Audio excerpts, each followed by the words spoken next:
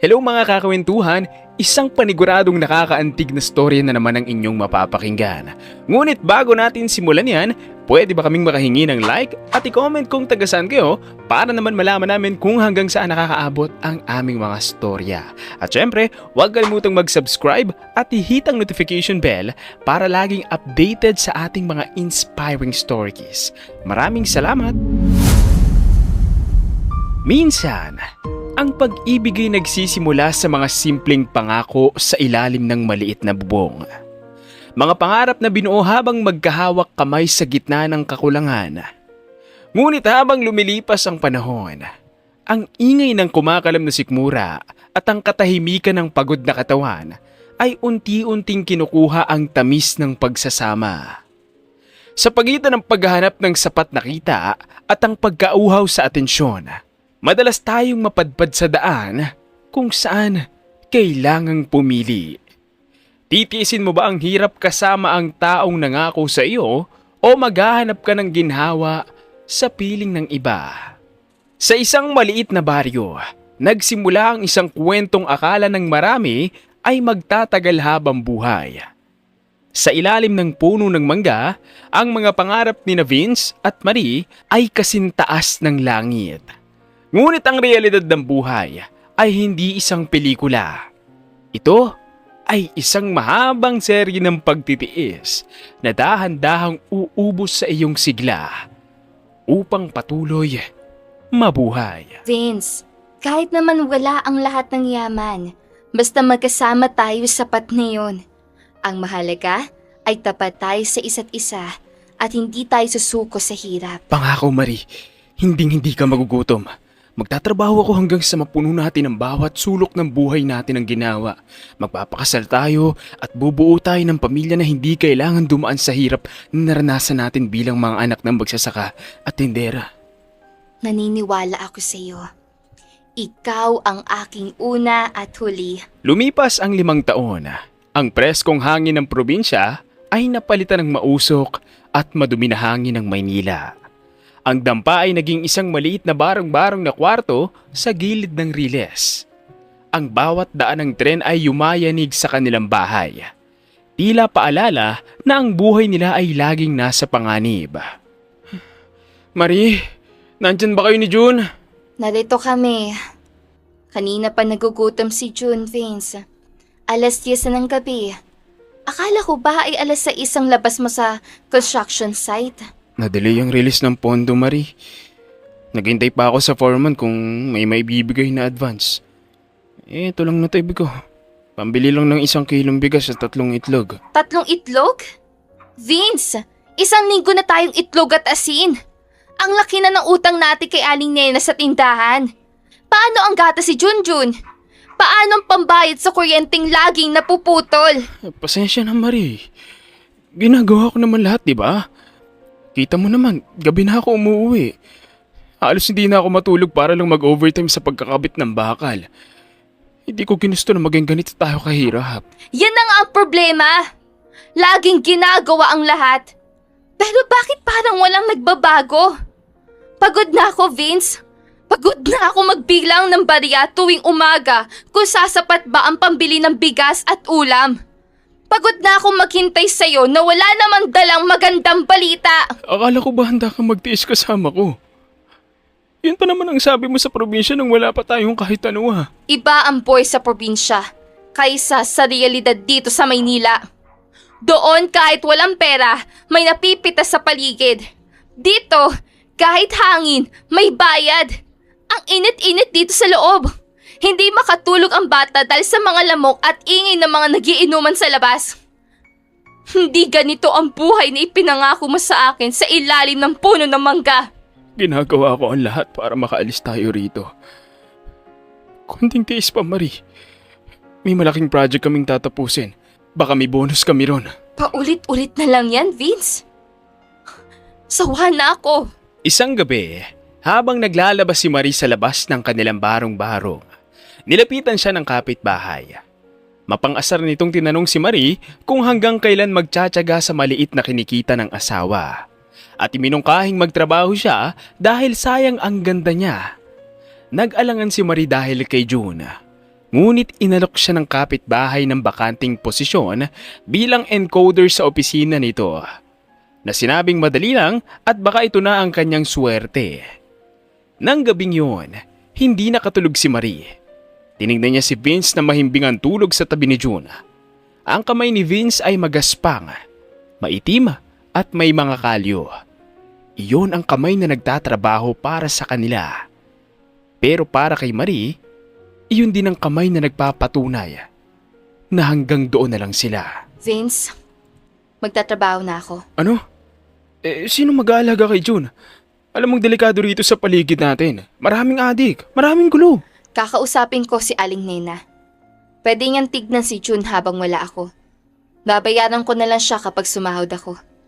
Nakahanap ako na mapapasukan sa Cubao. Hindi ako pwedeng habang buhay na lang na tagalaba at taga-alaga ng bata rito. Marie, sapat naman ang kinikita ko kahit papano. Ayokong mapagod ka rin ng husto. Hayaan mo na ako mahirapan. Huwag lang kayo ni June. Hindi, Vince. Hindi sapat. Hindi tayo pwedeng mabuhay sa kahit paano. Tignan mo ang paligid mo. Gusto mo bang dito lumaki si June? Gusto mo bang maging tambay lang din siya balang araw? Magtatrabaho ako at wala kang magagawa roon. Kung yan ang gusto mo. Sige. Pero mag-iingat ka. Huwag mong kakalimutan na pamilya tayo. Sa unang araw ni Marie sa trabaho, naramdaman niya ang kakaibang mundo. Malayo sa amoy ng semento at pawis ni Vince. Ang opisina ay malamig, mabango at puno ng mga taong maayos ang suot. Dito niya unang nakilala si Milan. Si Milan ay ang lalaking tila sagot sa lahat ng kanyang panalangin o ang kanyang pinakamalaking pagkakamali. Ikaw ba ang bagong encoder? Welcome sa Team Marie. Ako si Milan, ang supervisor mo rito. Opo. Salamat po, Sir Milan. Pasensya na po kung medyo mabagal pa ako sa simula. Huwag kang mag-alala. Ang ganda mo ay hindi dapat nababahala sa maliit na bagay. Tutulungan kita. Anumang oras na mahirapan ka, tawagin mo lang ako. Salamat po. Malaking bagay po ito para sa amin ng pamilya ko. Pamilya? May asawa ka na pala? Sayang naman. Ang isang babaeng tulad mo, dapat ay pinaglilingkuran, hindi pinatatrabaho ng ganito. Parang pagod na pagod ka na agad sa buhay mo, Marie. Mahirap lang po kami, sir. Kailangan ko talagang kumita para sa anak ko. Mailan na lang ang itawag mo sa akin. At huwag kang mag-alala. Dito sa tabi ko, sisiguraduhin kong hindi ka na maghihirap pa. Sa mga sumunod na linggo, naging mas madalas ang pag-uusap ni Marie at Milan. Habang si Vince ay lalong nabaon sa trabaho, si Marie naman ay unti-unting lumalayo ang loob. Isang gabi, umuwi si Marie na may dalang bagong damit. Saan galing yan, Marie? Bago ang damit mo. May sahod na ba kayo? Bigay lang yun ako opisina ko, Vince. Sabi niya ay hindi na niya nagagamit. Bakit? Bawal na ba ako magsuot ng maayos? Hindi naman sa ganon. Pero parang nagbabago ka na. Halos hindi ka na nakikipaglaro kay John pag uwi mo. Laging hawak mo yung cellphone mo. Sino bang parati mong ka-text? Trabaho ito, Vince. Ang dami naming deadline. Ikaw nga, gabi na umuuwi. Tinatanong pa kita kung sinong kasama mo sa construction. Alam mong trabaho ang ginagawa ko roon, Marie. Puro lalaki ang kasama ko roon. Nagbubuhat kami ng semento. Pero ikaw, iba ang amoy mo pag uwi. Amoy pabango ka na hindi ko kayang bilhin. Dahil naka-aircon ang opisina namin. Masama ba ang maging mabango? Gusto mo ba amoy semento rin ako katulad mo? Sawang-sawa na ako sa amoy na yan, Vince. Marie, mag-asawa tayo. Bakit parang kaaway yung tingin mo sa akin ngayon? Dahil ikaw ang nagpapaalala sa akin kung gaano kahirap ang buhay natin. Kapag tinitignan kita, nakikita ko ang kahirapan natin. Pagod na ako, Vince. Gusto ko namang maranasan ang itrato bilang isang babae. Hindi lang bilang taga-laba at taga-luto mo. Ginagawa ko ang lahat, Marie. Hindi mo lang nakikita. Sa isang coffee shop malapit sa opisina, magkasama sina Marie at Milana. Ibang-iba ang pakiramdam ni Marie rito kaysa sa kanilang maliit na kwarto sa Riles. Marie, hanggang kailan ka ba magtitiis dun sa asawa mong walang maibigay sa'yo? Tignan mo ang mga kamay mo. Ang gaganda, pero nagiging magaspang dahil sa labada. Hindi ko alam, Milan. Mahal ko si Vince. Pero hindi ko na makita ang hinaharap namin. Ang pag-ibig ay hindi nakakabusog, Marie. Tumingin ka sa paligid. May mga taong handang ibigay sa iyo ang lahat nang hindi ka pinaghihirap. Sumama ka sa akin. May kondo ako, may sasakyan. Hindi mo na kailangang magbilang ng barya. Paano si June? Pwede natin siyang kunin balang araw kapag maayos na tayo. Pero sa ngayon, isipin mo muna ang sarili mo. Hindi ba pagod ka na? Pagod na ako. Dumating ang huling gabi na pumasok si Marie sa kanilang pintuan bilang asawa ni Vince. Ang desisyon ay nabuo na sa kanyang puso. Dala ng pangako ng maling ginhawa. June anak, pangako ni Papa. Lilipat tayo sa magandang bahay. Magiging CEO ang Papa balang araw. Tapos, bibilhan kita ng lahat ng laruan na gusto mo. Huwag ka lang iiwan ni Mama. Okay na tayo. Papa, bakit po umiiyak si Mama sa gabi? Napapagod lang siya anak. Pero mahal tayo ni Mama. Hindi niya tayo iiwan.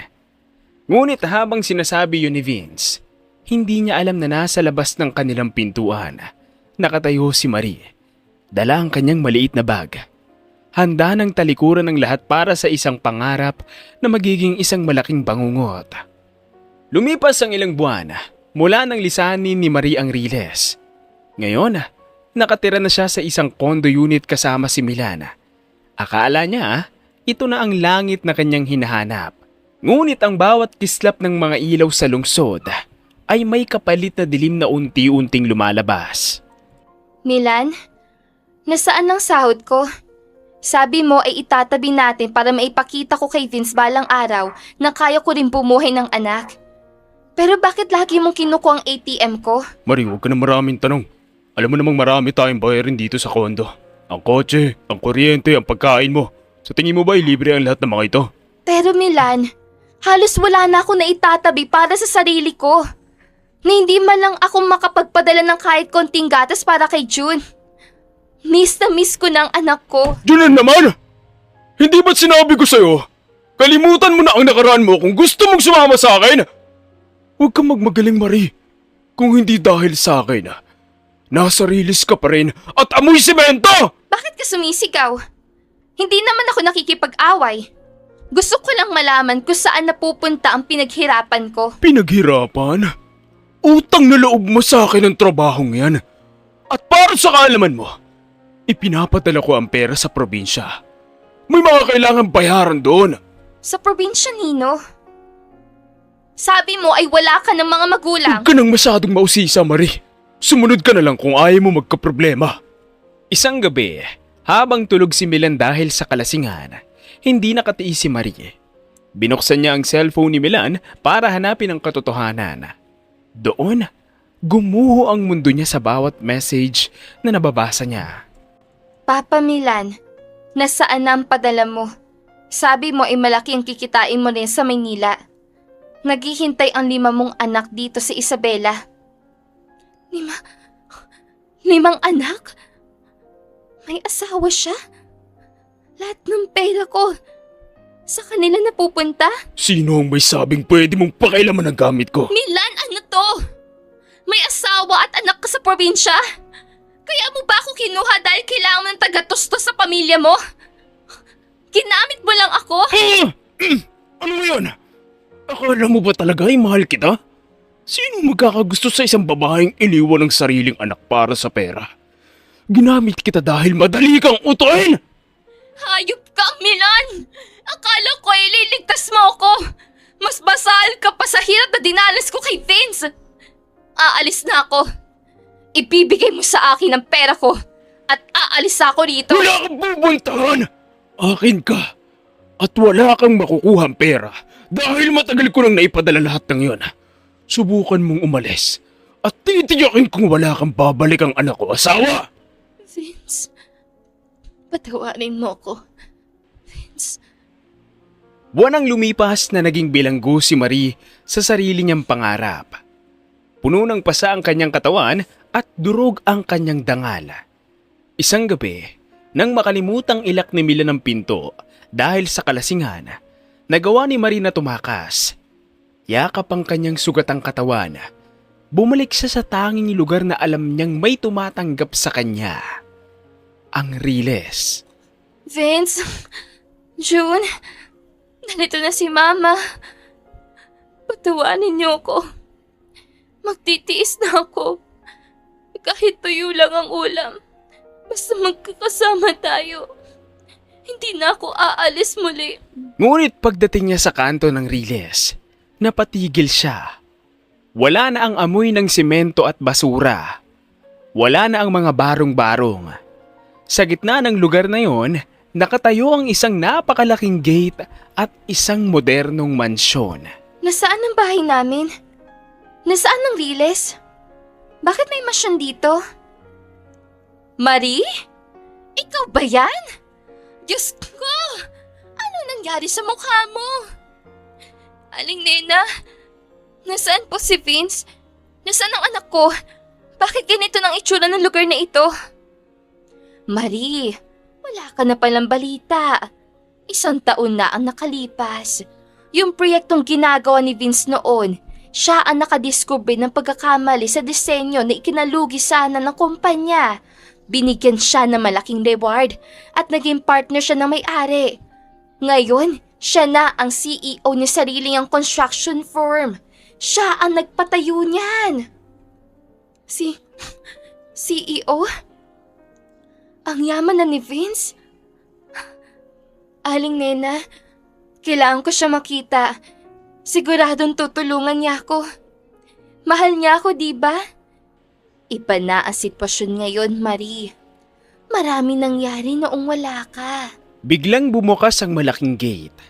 Isang mamahaling sasakyan ang lumabas. Huminto ito sa harap ni Marie. Bumaba ang isang lalaking nakasuot. Si Vince. Maaliwalas ang mukha nito. Mukhang malusog at malayo sa lalaking amoy semento noon. Vince! Vince! Nandito na ako. Patawarin mo ko. Niloko lang ako ni Milan. Binubugbog niya ako, Vince. Tignan mo ang mga sugat ko. Sino ka? Vince, asawa mo ko. Si Marie ito. Ang nanay ni June. Patawarin mo ko, nagkamali ako. Gusto ko nang bumalik sa inyo. Gagawin ko ang lahat. Magsisilbi ako sa inyo. Patay na ang asawa ko. Namatay siya noong gabing iniwan niya ang anak ko na umiiyak habang may sakit. Ang kaharap ko ngayon ay isang estranghera na humihingi ng awa dahil wala na siyang mapuntahan. Vince, parang awa mo na. Nasaan si June? Gusto ko siyang makita. Sa likod ng sasakyan, bumaba ang isang bata, si June. Pero hindi siya tumakbo kay Marie. Sa halip, humawak siya sa kamay ng isang magandang babae na bumaba rin mula sa sasakyan. Si Sophie. Mami Sophie, tingnan mo. May pulubi sa harap ng gate natin. Bakit po siya umiiyak? Vince? Sino siya? Mukhang kailangan niya ng tulong medical. Huwag mo nang alalahanin, Sophie. Isang taong naliligaw lang. Marie, kilalanin mo si Sophie. Siya ang therapist na nagpagaling kay June nung ayaw na niyang magsalita dahil sa trauma na iniwan mo. Siya ang naging ina noong panahong ang tunay na ina ay nagpakasasa sa bisig ng iba. June? Anak? Si Mama to? Hindi mo ba ako nakikilala? Hindi po kita kilala. Si Mama Sophie lang ang mama ko. Papa, tara na po sa loob. Gutom na po ako. Binigyan mo ako ng 2 pintuan noon, Marie. Ang pintuan ng hirap na kasama ako o ang pintuan ng ginhawa na kasama ang iba. Pinili mo ang huli. Ngayon, ang pintuan ng buhay ko ay sarado na para sa'yo. Huwag ka nang babalik dito. Sumakay silang muli sa sasakyan at pumasok sa loob ng mansyon. Ang malaking gate ay dahan-dahang nagsara sa harap ni Marie. Naiwan siyang nakaluhod sa simento. Yakap ang sariling mga sugat habang naririnig ang tawanan ng pamilyang dati ay kanya. Pero kailanman ay hindi na muling mababalik sa kanya. Sa kabila ng malamig na pagtanggi ni Vince, hindi sumuko si Marie. Nanatili siya sa labas ng gate sa loob ng 3 araw. Marungis, gutom at tila isang ligaw na kaluluwang naghahanap ng katarungan sa sariling pagkakamali. Ngunit sa gitna ng kanyang paghihintay, ang katotohanang mas masakit pa sa latay ni Milan ang kanyang kahaharapin. Vince! Hindi ako aalis dito hanggat hindi mo ako pinapatawad. Hindi ako gagalaw sa pwestong to. Vince, maawa ka sa akin! Sa halip na si Vince, ang bumukas na maliit na pinto sa gate ay iniluwal si Sophie. Hawak niya ang isang puting sobre. Ang kanyang muka ay hindi nagpapakita ng galit, kundi isang malalim na awa na mas masakit pang makita para kay Marie. Marie, sapat na ito. Hindi mo ba nakikita ang takot sa mga mata ng anak mo tuwing titingin siya sa bintana? Para sa kanya, isa kang estranghero ng gugulo sa katahimikan namin. Huwag mo akong pangaralan. Sino ka ba sa buhay niya? Ha? Isang therapist na bilang naging mama? Na inago mo ang pwesto ko, Sophie? Nagsamantala ka nung wala ako. Hindi ko inagaw ang pwesto mo, Marie. Bakante na ang pwestong yan nang dumating ako. Pinulot ko ang mga pusong dinurog mo. Alam mo ba kung anong nangyari kay June nung umalis ka? 1 buwan siyang hindi nagsalita. Akala niya kasalanan niya kung bakit ka nawala. Halos mabaliw si Vince sa pag-aalaga sa kanya habang nilalabanan ang sarili niyang sakit. Sakit? Anong sakit?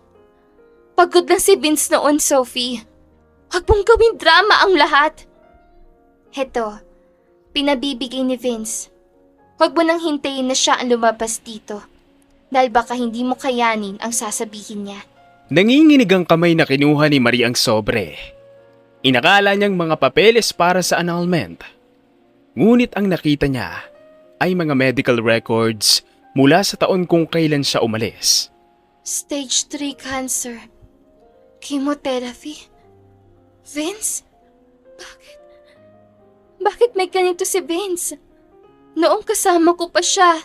Noong kasama mo pa siya, yan ang lihim na pasan niya. Kaya siya nagpapaka-overtime. Kaya siya hindi nakakauwi. Dahil kailangan niya ng pondo para sa operasyon niya. Ayaw niya sabihin sa'yo dahil ayaw niya madagdagan ang bigat ng loob mo sa hirap ng buhay niyo noon. Hindi ko alam. Akala ko ay wala siyang pakialam sa amin. Akala ko ay mas mahal niya ang trabaho niya kaysa sa amin ni June. Pinasan niya ang takot na mamatay na mag-isa para lang hindi ka maalala. Pero noong gabing nalaman niya may pag-asa pa siyang gumaling, nung gabing kailangan niya ng yakap ng asawa, iniwan mo siya para sa lalaking nangako sa'yo ng kondo at aircon. Patawad? Vince, patawarin mo ko. Hindi ko alam. At heto pa ang hindi mo alam. Noong naging CEO siya, ang unang ginawa niya ay ipangalan ng mansyon na ito sa iyo. Plano niyang ibigay ito bilang sorpresa nang gumaling siya. Pero nung mabalitaan niyang kinakasama mo na si Milan, binura niya ang pangalan mo sa lahat. Ngayon ang mansyon na ito ay nakapangalan na kay June at sa akin bilang asawa niya. Biglang bumukas ang bintana sa itaas. Lumitaw doon si Vince. Hawak ang balikat ni June. Ang kanilang anyo ay larawan ng isang pamilyang buo at masaya. Malayo sa basang-basa at dugyot na anyo ni Marie sa labas. Marie, tama na ang eksena.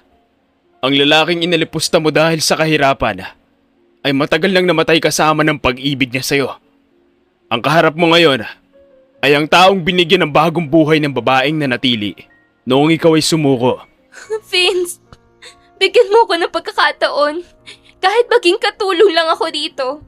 Makasama ko lang si June. Hindi mo pwedeng bawiin ang oras na itinapon mo na, Marie. Ang pintuan ng buhay namin ay hindi lang basta nakasara. Ito ay nakakandado na ng katapatan ng iba. Tara na anak, May pasok ka pa bukas. Bye-bye po, Auntie. Sana po makauwi na kayo sa bahay nyo. Tuluyang sumara ang bintana. Ang malakas na ulan ay nagsimulang bumuhos. Tila nakikiramay sa bawat patak ng luha ni Marie.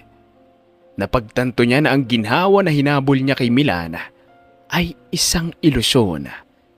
Habang ang hirap na tinalikuran niya kay Vince ay ang tunay na kayamanan. Ang tunay na katapatan ay hindi nasusukat sa panahong maayos ang lahat, kundi sa panahong wala na kayo makapitan dalawa, kundi ang isa't isa. Binitawan ni Marie ang rehas ng gate. Dahan-dahan siyang naglakad palayo, basang-basa at walang patutunguhan. Ang bawat hakbang niya ay tila pagbaon sa kanyang sarili sa hukay ng pagsisisi. Naiwan ang mansyon na maningning sa gitna ng gabi. Isang palasyong dati ay para sa kanya. Ngunit ngayon ay naging isang malaking pader na naghihiwalay sa kanya sa pamilyang kailanman ay hindi na niya muling maaabot. Ang tunay na katapatan ay hindi nasusukat sa panahong maayos ang lahat, kundi sa panahong wala na kayong makapitang dalawa, kundi ang isa't isa at ang Panginoong Diyos. Hanggang dito na lang ang magandang storyang ito.